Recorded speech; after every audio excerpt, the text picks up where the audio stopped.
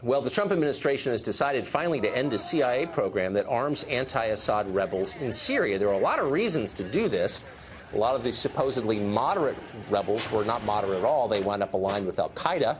A lot of the weapons we gave them fell into the hands of ISIS and other crazy people. And, of course, it's not even clear that we should be involved in Syria at all. At minimum, this is a coherent decision. That's not how the Washington Post or other media in this city described it. The headline of the Post read this way: Trump ends covert CIA program to arm anti-Assad rebels in Syria, comma, a move sought by Moscow.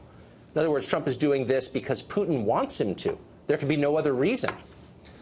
Congresswoman Tulsi Gabbard represents the proud state of Hawaii, and she joins us tonight. So even, we were talking in the commercial break, even, Congresswoman, if you were for regime change in Syria, you were very anti-Assad, I don't think there's much defense of this specific program, is there?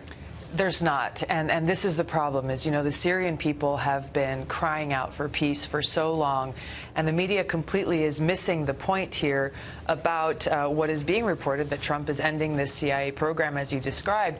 But for the benefit of your viewers, let's talk about what the CIA program actually was.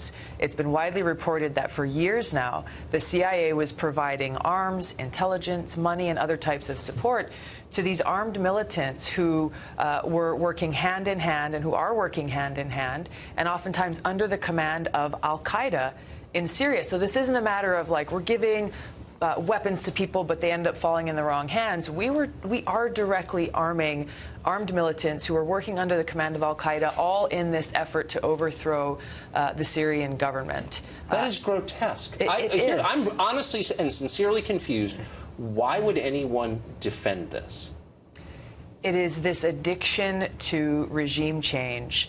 And this idea that somehow this is what must be done, again, without actually looking at the fact that we have been providing direct and indirect support to al-Qaeda, this very same terrorist group that attacked us on 9/11 and that we are supposed to be continuing to be fighting against and trying to defeat. And the thing that should make everyone feel sick is that people would rather support directly and indirectly al-Qaeda than actually give up their regime change goals. So you are a progressive Democrat from one of the most liberal states in the world, agreeing with Donald Trump on this specific piece of policy. What kind of reaction do you get from your fellow Democrats in the House? Look, for years, even through the Obama administration, I've been advocating to bring about an end to this program, and I'm continuing, actually, through the introduction of my bill, the Stop Arming Terrorists Act, to make sure that our government does not use taxpayer dollars to provide this kind of support, whether it's weapons, intelligence, or money, or anything else,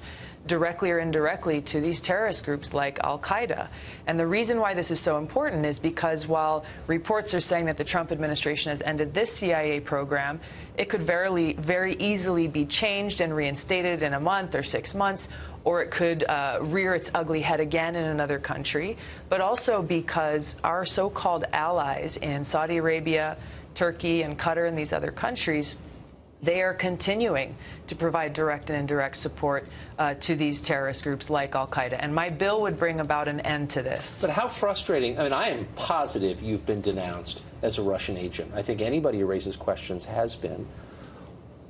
Russia seems to have corrupted, whatever you think of the charges, corrupted rational conversation about foreign policy. Yeah, it's really unfortunate, and the people who are suffering are people in countries like Syria, people in countries like Yemen who are suffering as a result of our policies, and they have been directly counterproductive to our own national security. How we could allow the use of American taxpayer dollars to strengthen al-Qaeda is beyond me, and that's what I'm fighting to stop. And if you're against it, you're a Russian agent. Just for the record, have you ever sworn an oath to Vladimir Putin? For the record, I have not. Have not? All right, good. I feel like you clarified in that, Washington 2017, we just need to be absolutely sure. Yeah. Great to see you, Congresswoman. Nice to see you, Tucker. Thanks. Aloha.